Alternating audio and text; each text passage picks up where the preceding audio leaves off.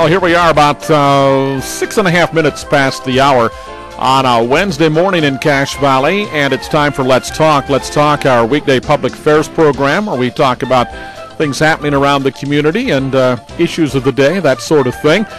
Today a little bit different. We from time to time talk about new business opportunities and things like that are available, and we have a telephone interview this morning.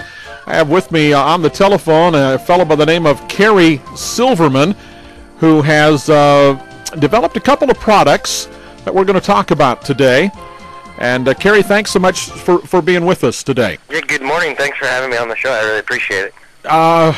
You have developed something called, I'm guessing this is a software website called GradeGenie. GradeGenie, it's, I think, of particular interest to college students, right? That's right. It's GradeGenie.com, and what it is, it's a website targeted towards college students.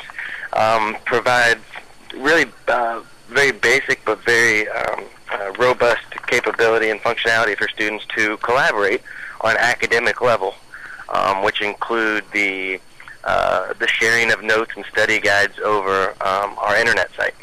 Okay, and so these are not necessarily students that are all in the same class, but just students who have similar interests? Yeah, we've built this massive network of students all across the United States, and the connection between the notes and the study guides there's different levels of that connection. Some are by class, some are by university, and some are just simply by keywords. So, for example, a student at the University of Missouri may be, preparing a paper on, let's say Daniel Boone, and he or she can search the entire GradeGenie database for other documents outside of the University of Missouri's database on GradeGenie for other files that may assist him or her with their paper.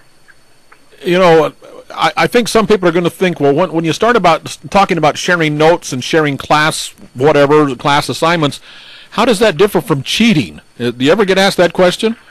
Well, GradeGenie is not meant to be a substitute, and it's designed around being a supplemental source of study material for students.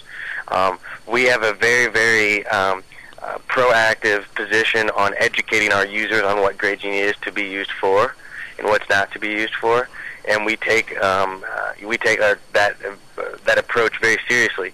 The site is user policed, and so if there are files that violate our very strict terms and conditions, the documents can be taken off the site, and users can actually be banned from the site. Okay. Now, I know you're going to be in Salt Lake City this weekend promoting this product, so are you going to be meeting with college students there and informing them about GradeGenie? Is that your plan? Yeah, the site is currently on 97 different campuses across the United States. It's open to over 2,700 different campuses. We've been actively promoting the site on one campus since August of 2008. And we spent an entire semester promoting on one campus, getting feedback from the users, see what they like about it, what they don't like about it, how it can be changed. And they actually, as well, not only getting feedback from the students, but getting feedback from administrators as well, because administrators are a great resource for us and the GradeGenie team additionally.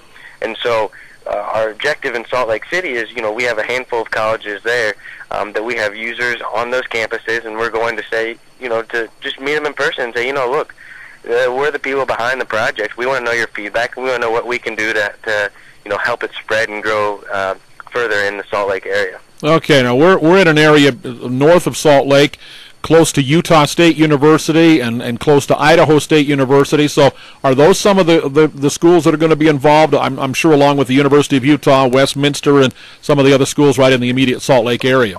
All those schools are. Like I said, we have 97 campuses using the site right now.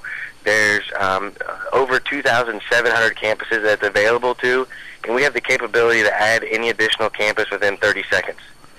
So it's very robust, and the site is built to handle unlimited number of schools in the United States. So, Kerry, tell me your background a little bit about how you got involved in this and where this whole idea came from. Well, I've been an entrepreneur since a very young age. I started my first company in 1996 when I was 9 years old. I sold the company this past October in 2008.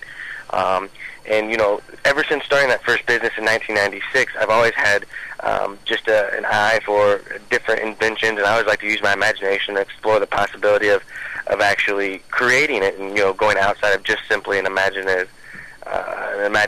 And so, I came to University of Missouri in Columbia, Missouri, and transferring, making the transition from high school to college, causes stress and whatnot, and I actually got sick, and I missed a couple of days of class, and being at such a large institution, not knowing anybody, I had no really effective way of getting my class notes. And I searched the internet for different networks of students and collaborative efforts that people have put on to try to overcome this problem, and no one had seemed to produce anything that was usable on Mizzou's campus. And so that's when I came up with the idea for GradeGenie, simply a tool that could connect me with my classmates, and we could exchange notes and study guides back and forth, and help each other out. And that's where the idea came from. Okay. You mentioned, obviously this is a great thing for students, and you mentioned administrators, and I wanted to ask the question, so how do administrators and professors and those other people in the equation feel about GradeGenie? Well, there's a level of acceptance from all the administrators. Technology is becoming more widely accepted in the academic space. Before, the traditional way of educating a student was physically building a building and putting students in that classroom for the real-time one-on-one interaction between the professor and the student. Where now, with the availability of technology and the advanced aspects of technology, administrators and institutions are becoming more and more accepting of bringing that technology into the classroom. One thing that you have to keep in mind is the universities and institutions all across the United States, one of their main goals is to educate the students. And now rather the education process takes place on a one-on-one real-time interaction or through technology, then going back to the point that the goal is still to educate the students. And so, with that understanding and knowing now that the technology has become so advanced and grown so much, we are getting a great response from administrators all across the United States. Professors, deans, just everybody involved likes this, because as long as it helps out the students, they're on board for it. Okay. To our listeners, if you're joining us late, Carrie Silverman with us by telephone this morning. Carrie's going to be spending the next couple of days in the Salt Lake area promoting this program called GradeGenie.com. How does somebody learn more about it? I mean, what's the process to go through if one of our listeners just wants to know more about the program? Well, you can go to our website, which is GradeGenie.com.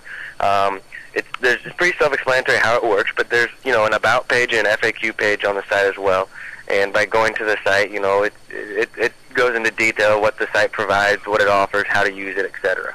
Is there a cost involved? No, it's free for students. It's free for anyone. It takes 15 seconds to register, and once you get past the 15-second registration process, you're home free, ready to use the site right away and start downloading notes, study guides, and uploading your own as well. And so as an entrepreneur, where do you come in and how do you make money on this site? There's lots of different ways that we generate revenue off of the site. Of course, the most obvious would be simple banner advertisements. As most people are well aware that with the way that the economy is, people are very mindful and conscientious of where they spend their dollars and how they spend them. And so the banner advertisement used to be a very, very a productive way of generating some revenue on a site like GradeGenie. However, with the way the economy is, we have to come up with some more creative revenue streams. And that's where we have a couple of other things that we do now, getting students involved, marketing to them, different products, etc. But it's all students opt in to receive these marketing offers and whatnot. Okay, but as far as using the site, using the services that are available there, that's absolutely free to the students. Absolutely free. There's no cost involved, and that's one of the things that when I designed the site, I was a college student, poor, didn't have any money. I wouldn't want to pay for a site like that either, not because it's not useful, just simply because I didn't have the money. And so that's one of the promises I've made, is that it's a service free to students, and we intend to keep it that way. All right, and we should let people know that the genie here we're talking about is like the genie in the bottle, or the Aladdin's lamp or whatever, so you spell that Genie, so it's GradeGenie, one word, right? It's GradeGenie.com. It's GradeGenie.com. Okay, GradeGenie.com.